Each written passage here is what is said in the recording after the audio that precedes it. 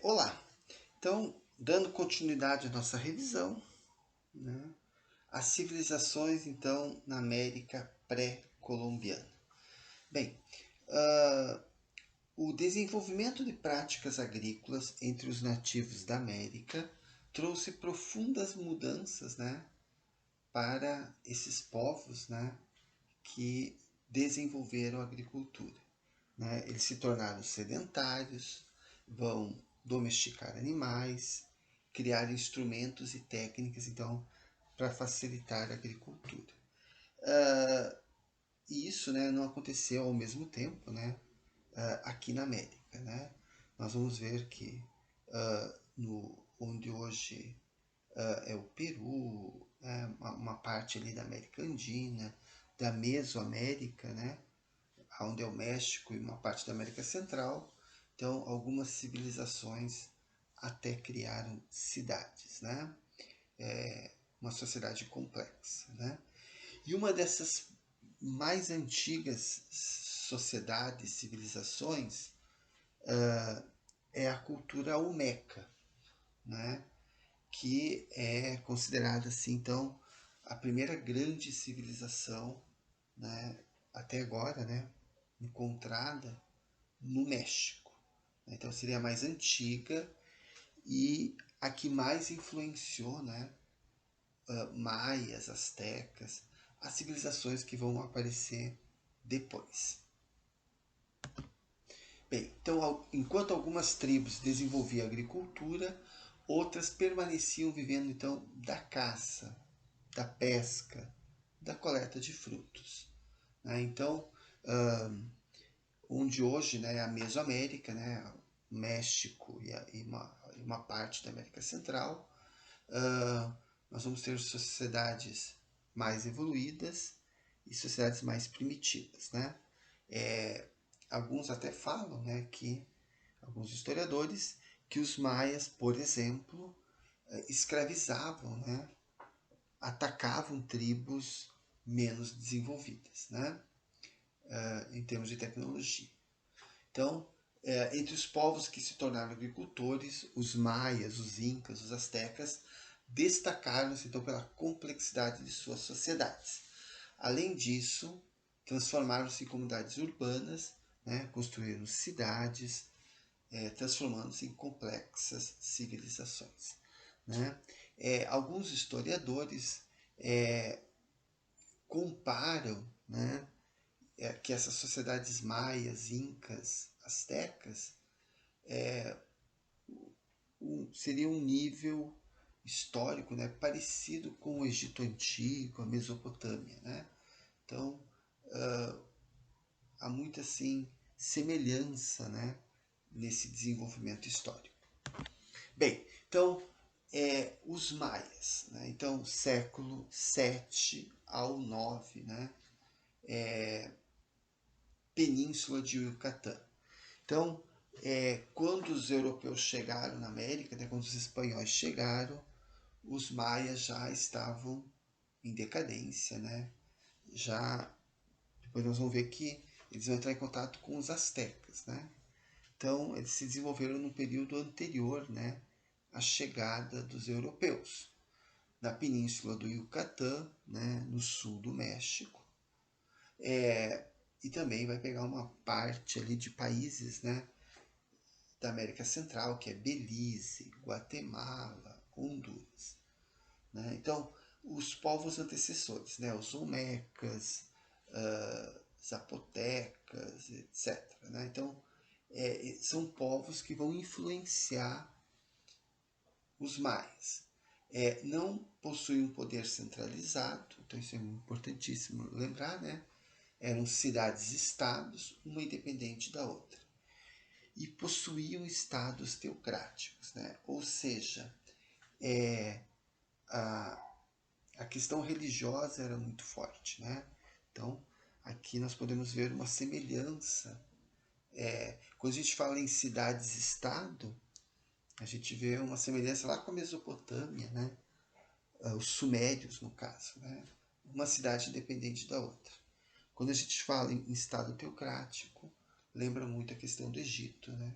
Então, os sacerdotes tinham um poder muito forte. Aqui nós temos uma influência dos zapotecas, né? Que é o jogo de bola. Era um jogo que era, na verdade, um ritual, né? Um esporte, um ritual, onde a equipe que perdia, né, podia ser sacrificada, né? Então, lembrando que eles já conheciam a borracha, né? Os europeus só vão conhecer bem mais tarde a borracha. Bem, então baseavam-se na agricultura, sendo as terras controladas pelo Estado, né? Possuíam técnicas de irrigação, faziam comércio à base de troca, né? Fala-se que o cacau, né, a semente de cacau, era uma moeda de troca. Então, mantinham contato com os povos vizinhos. Né? Então, cultivavam milho. Né? Acredita-se que eles conheciam 13 espécies de milho, né? 3. Feijão, tomate, né? Batata, cacau, algodão. E o trabalho então era coletivo e servil. Praticavam artesanato, né? Dentre eles a tecelagem, a cerâmica, inclusive a questão da tecelagem de algodão, a produção de objetos de ouro e cobre. Né? Então, metais mais leves. Né? Eles não conheciam a roda, nem o ferro. Ainda não tinham chegado na idade do ferro ainda, né? Nem na roda. Então, dividida em classes e hierarquizada, né? A sociedade, né? Então, dividida em classes, hierarquizada, os nobres, os comerciantes, os guerreiros, mas lembrando que os sacerdotes tinham um poder muito grande, né? Artesãos, camponeses, escravos. Aqui nós temos, né, um templo que na verdade ele é um calendário, né? Acredita-se muito, né, que controlar o tempo era uma forma de controlar a sociedade, né? Você poder prever, não, agora vai chegar a época da seca, agora é a época da chuva. O Deus da a chuva não veio, né? Então, o Deus da chuva está com raiva. Vamos pegar uma virgem e sacrificar ao Deus da chuva. Então, esse poder, né, que eles tinham. E essa pirâmide é um calendário, cada degrau é um dia do ano, cada lado aqui é um mês do ano. Então tem toda uma. É um calendário, né? E ele é tão perfeito, tão bem localizado, que quando tem o equinócio, né? Quando o sol bate, né? Parece que tem uma serpente, né? Descendo a pirâmide. Então, tudo muito bem feito. O calendário maia ele é diferente do nosso, mas é considerado perfeito.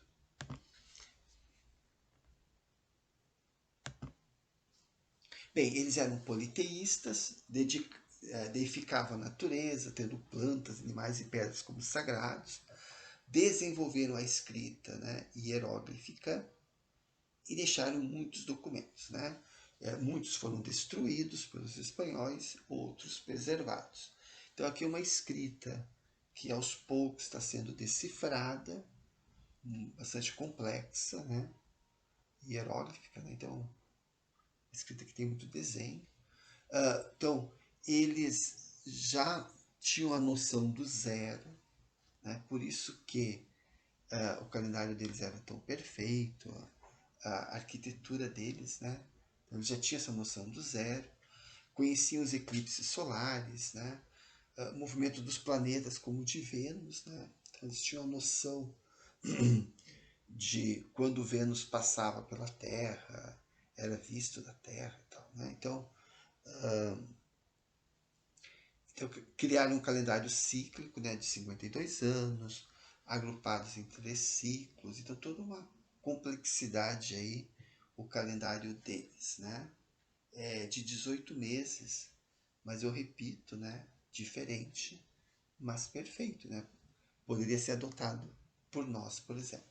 Então, acreditavam na imortalidade da alma e cultuavam os mortos, os quais eram enterrados em urnas funerárias, né? Então, na arquitetura, construíram pirâmides, templos e palácios. Muitos desses templos eram verdadeiros, né, dessas pirâmides aí, eram verdadeiros observatórios astronômicos, né? Então, para entender o que acontecia. E o próximo que a gente vai ver é os astecas, né? Século XI ao XVI, né? Até a chegada dos os espanhóis que vão destruir, né? E os povos antecessores, né? Então, os astecas acredita-se, né, que eles vieram do norte da América, talvez Estados Unidos, não, alguma região ao norte, né, da América, era um povo nômade e migraram para o sul. E quando chegaram na parte central do México, né, o atual México, eles se estabeleceram e criaram a capital Tenochtitlan. Né? Então, há toda uma lenda deles, né? Que eles, quando eles encontrassem uma águia segurando uma serpente, esse seria o local. E o local, então, que era um lago, né? Eles construíram uma ilha artificial e nessa ilha artificial, no meio do lago, construíram a capital Tenochtitlan. Então, os astecas vão pegar conhecimento dos olmecas, maias, zapotecas. E desses teotihuacanos aqui, veio uma curiosidade, né, interessante, né? Veja aqui a imagem, que quando os astecas se estabeleceram em Tenochtitlan, ao norte havia um conjunto de pirâmides abandonadas, né, como se fosse uma cidade abandonada, né, que eles chamaram de Cidade dos Deuses. Então, essa cidade abandonada, digamos assim, essas pirâmides, né, virou um local sagrado para os astecas. Então, eles já praticavam turismo, né, naquela época. Né? Então, eles iam até Teotihuacan, né, que fica próximo a Tenochtitlan, e lá transformaram aquele lugar abandonado, né, por essa civilização mais antiga, num local sagrado. Então, os astecas, atenção, ao contrário dos maias, possuíam um estado centralizado, governado por um imperador. E esse imperador tinha poderes políticos, militares e religiosos. Também era uma teocracia.